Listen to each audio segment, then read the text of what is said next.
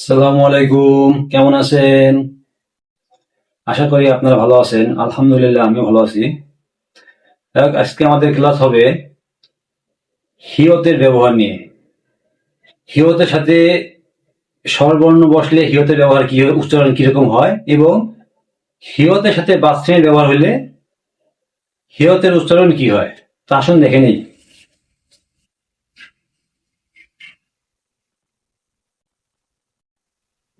হিয়ত plus এই you এর ব্যবহার।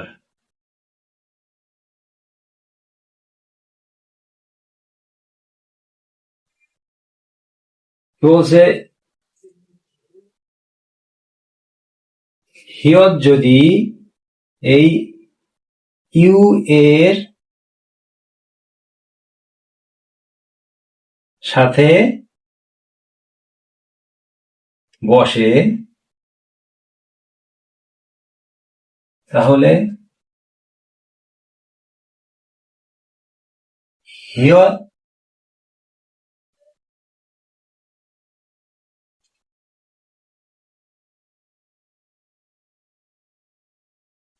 উচ্চারণ হবে সু। হিয়ত যদি ইউ এর সাথে বসে তাহলে হিয়ত এর উচ্চারণ হবে সু। এই বিষয়টা কিরকম হইল, কোরিয়ানরা মূলত এই হিয়ত নিচে থেকে এর উচ্চারণ কি হচ্ছিল, এগুলো হয়স্কারে হি উ হিউ। হ্যাঁ, কোরিয়ানরা মূলত আপনার হিউ উচ্চারণ করবে, কিন্তু ওদের উচ্চারণ এমন ভাবে আমাদের কানে আসবে, আমাদের কাছে যা সুতে মনে হবে, মনে হচ্ছে যে ও সু বলতেছে, কিন্তু এই উচ্চারণ এরকম হয়। সো এই হিউটা এমন ভাবে আসে, সো আমাদের কাছে সু মনে হয়। হ্যাঁ, সো আমরা এটাকে সু মনে করে পড়বো, কারণ যখন আমরা এটাকে সু মনে করে পড়বো তখন আমাদের লিসেনিং এর কোনো সমস্যা হবে না। সো আমরা কি শিখলাম এখানে, হিয়ত যদি ইউ এর সাথে বসে তাহলে হিয়ত এর উচ্চারণ হবে সু। উদাহরণস্বরূপ দেখেন,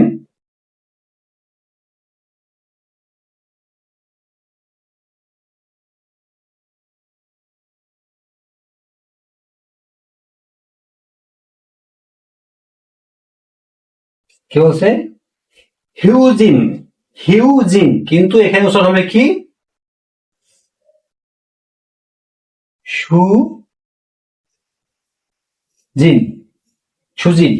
কি যদি হিয় যদি ইউ এর সাথে বসে তাহলে এই হিউ এর উচ্চারণ কি হয়, সুতে উচ্চারণ হয়। তো এখানে আমাদের উচ্চারণ কি হবে, সুজিন। আর সুজিন মানে হলো কোরিয়ান ভাষা, সুজিন মানে হলো ছুটি। কোরিয়ান ভাষায় সুজিন মানে হলো ছুটি। আর দেখেন,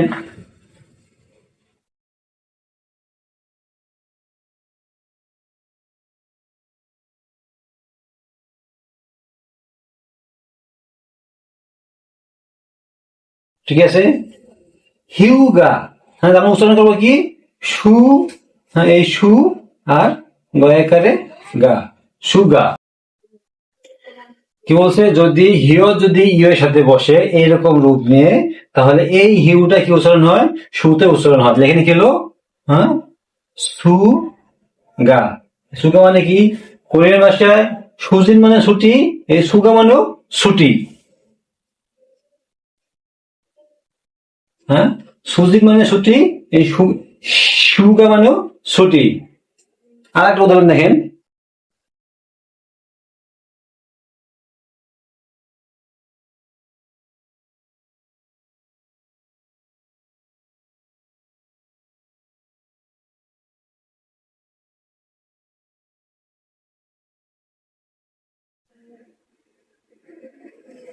কি বলছে, মানে সু, সু ইল। হ্যাঁ, সু ইল, এই যে হলো ইল, এটা হলো সু, তাহলে কি হলো সুইল। সু ইল, সুইল মানে কি, ছুটি। এর আরো ব্যবহার আছে, আপনাদের সামনে এর আরো রূপ আসবে, যেরকম সুদে ফোন, হ্যান্ডফোন, তারপর আপনার সুগেসিল মানে বিশ্রামাগার, এরকম আরো শব্দ আসবে। কিন্তু আপনাদের মনে রাখতে হবে, যদি হিয়ত যদি ইউ এর সাথে বসে, তাহলে এই হিয়তের উচ্চারণ কি হবে? সু উচ্চারণ হবে। হ্যাঁ, শুধুমাত্র এইরকম রূপ যদি থাকে তাহলে এটা সুতে উচ্চারণ হবে। এটা আপনাদের খুব মনে রাখতে হবে ভাই। এটা যদি আপনারা যদি মনে যদি না রাখতে পারেন, আপনারা যদি হিউ পড়ে, তাহলে যখন আপনাদের স্কিল টেস্ট পরীক্ষা হবে এবং আপনাদের লিসেনিং ক্লাস হবে, কিংবা আপনার পরীক্ষার সময় যখন লিসেনিং ক্লাস হবে, তখন আপনার এটা ধরতে পারবেন না, আপনাকে এখানে ভুল করে আসবেন। সো এটা আপনাদের মনে রাখতে হবে যে হিও যদি ইউ এর সাথে বসে, তাহলে হিয়ের উচ্চারণ কি হয়? সু হয়। আশা করি আপনারা এটা বুঝতে পারছেন। নোট করে নেবেন প্লিজ।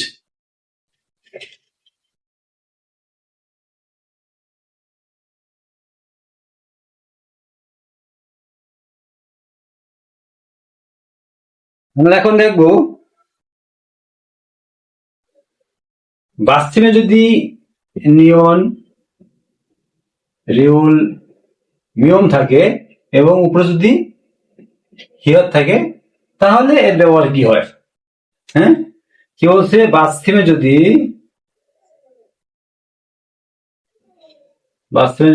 নিয়ন, রিউল, মিউম থাকে আর ডান পাশে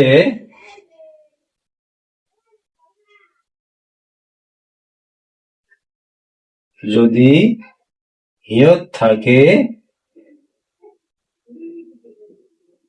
তাহলে কি হবে? কি বলছে? বাথরুমে যদি নিয়ন, রিউল, মিয়ম থাকে এবং তারপরে যদি বাথরুমে যদি হিয়ত থাকে, তাহলে এই রিউল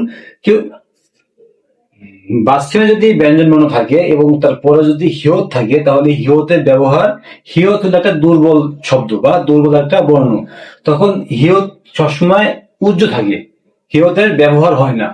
হিয়তটা দুর্বল হওয়ার কারণে, শক্তি কম হওয়ার কারণে এই বর্ণগুলো উচ্চারণ হয়। যেরকম একটা উদাহরণস্বরূপ দেখাই।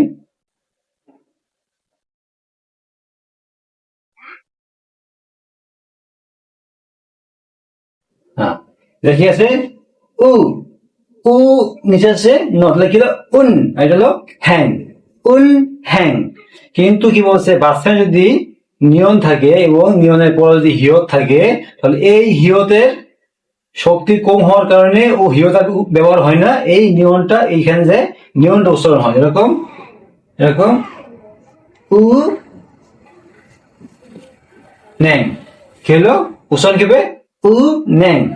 আর কোরিয়ান ভাষায় উনে মনে হলো ব্যাংক। এখানে উচ্চারণ কি হবে? উন্নত হওয়া ছিল কি উন হ্যাং।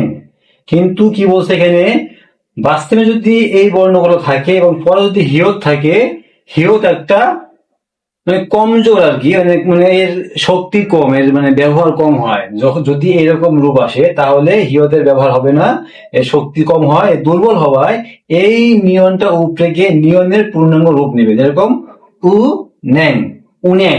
উন্যাং মানে কি? কোরিয়ান ভাষা উন্যাং মানে হলো ব্যাংক। আর দেখেন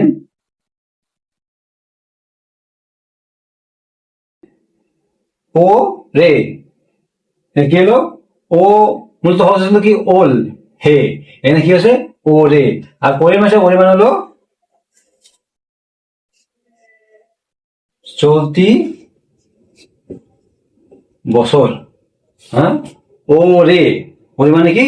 চলতি বছর। তার মানে কি বুঝলাম?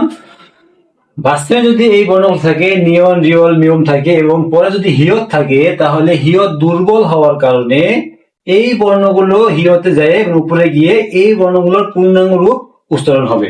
হ্যাঁ, সেখানে এখানে কি হয়? ও রে মানে চলতি বছর। আশা করি আপনারা বুঝতে পারছেন।